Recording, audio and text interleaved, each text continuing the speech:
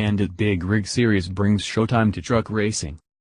The Bandit Big Rig Series features 13,000-pound trucks racing at 80 miles per hour. Photo by Stephen Arce. There are only a handful of events capable of packing out local short tracks nowadays, but the Bandit Big Rig Series has quickly become a star attraction wherever it goes. The visual is just too much to resist. Over a dozen 13,000-pound trucks racing door-to-door at 80 miles per hour on tracks no larger than a half-mile at historic venues like Hickory Motor Speedway, NC, Hawkeye Downs, Iowa, and Greenville-Pickens Speedway, SC. They race hard, and, of course, they crash even harder. The October event at Hickory was paired with school bus races and a demolition derby.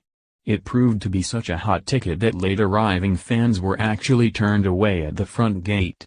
Meanwhile, the line to get in extended a full mile outside of the parking lot. When was the last time that happened with any regularity at short tracks not named Bowman Gray Stadium, NC? The Bandit Big Rig Series drew a packed house last month at Hickory, NC, Motor Speedway. Photo by Stephen Arce. Montgomery Motor Speedway race director Nicholas Rogers said its date on the Bandit schedule was the best attended event he's ever seen at the Alabama venue. In fact, Bandit Series Director of Operations Brian Madsen says all but 4 races were complete sellouts this season. "I don't really know what to say except that we've been totally surprised by the growth of the Bandits," Madsen said. "If you would have asked me 2 years ago, I would never have predicted this kind of success." After all, the tour was born from the failure of the short-lived and now defunct Champ Truck World Series that took the same stock semis and raced them on road courses. It was a cool concept but didn't quite register with the blue-collar, truck-driving target audience. The series folded in 2016. Madsen spearheaded the transition to ovals last year, and most of his drivers followed suit to the newly christened Bandit Big Rig Series. A 6-race soft launch emerged immediately after Champ Truck closed. It expanded to 13 races across the Southeast and Midwest this year, and a West Coast tour was recently announced for 2019. The rapid growth is due in part to the affordability of the Bandit Big Rig Rules package. Each race offers a $50,000 purse and $10,000 to the winner.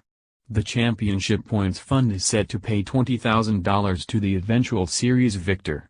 Meanwhile, the trucks are less than $25,000 to build, providing a return on investment few other disciplines currently can offer. Stan. Getting up close and personal with the trucks is part of the attraction to the Bandit Big Rig Series. Photo by Stephen Arce. Driver Mike Morgan, nicknamed 88 Mike by his fan base, made the jump to the Bandit Series after winning the 2015 Champ Truck Championship. When not turning laps, he works as a master technician at a Mack dealership in Tennessee. With his southern drawl and everyman charm, Morgan embodies the spirit of the Bandit Series. "I've raced everything from SCCA to motorcycles, but I knew I needed to be a part of this when they brought big rig racing back to the United States," Morgan said. "This is who I am and what I do. The competition is fierce, and there's nothing like sliding one of these 13,000-pound trucks wheel-to-wheel on a tight short track." Due to Champ Truck's road racing roots, the Bandit Series has a diverse roster made up of traditional short trackers and road course ringers. Tommy Boyle was a veteran sports car racer who never pictured himself driving a big rig around southern short tracks. But the former Richard Petty driving experience manager and current driving instructor has proven to be a quick learner on ovals and one of the discipline's first stars. "I drove for a car owner out of Hungary," Boyle said. He had one of these trucks on display at the Performance Industry (PRI) trade show in Indianapolis. They hired me to race the truck on road courses, and now we've somehow ended up here on short tracks. The series' quick success can best be traced to commercial truck drivers and their families. Morgan says a large percentage of Bandit Series fans have some connection to the trucking industry. They arrive to the track already prepared to cheer for Mack, Freightliner or Peterbilt. The series boasts brand loyalty for it and number 039's many sponsors. Photo by Stephen Arce.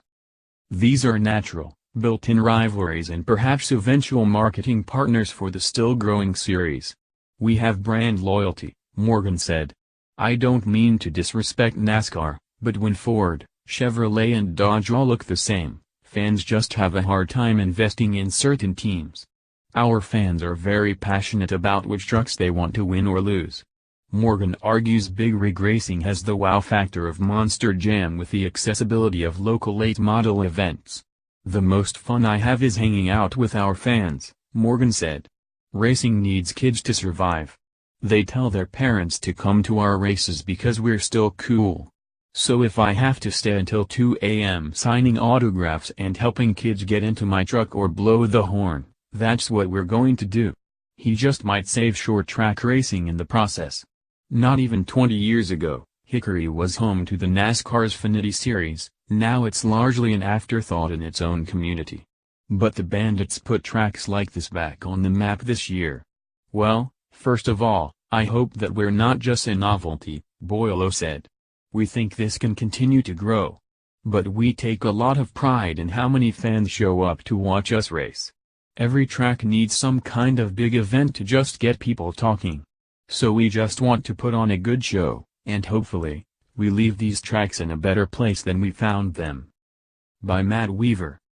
Racing, Other Motorsports, authors, Matt Weaver.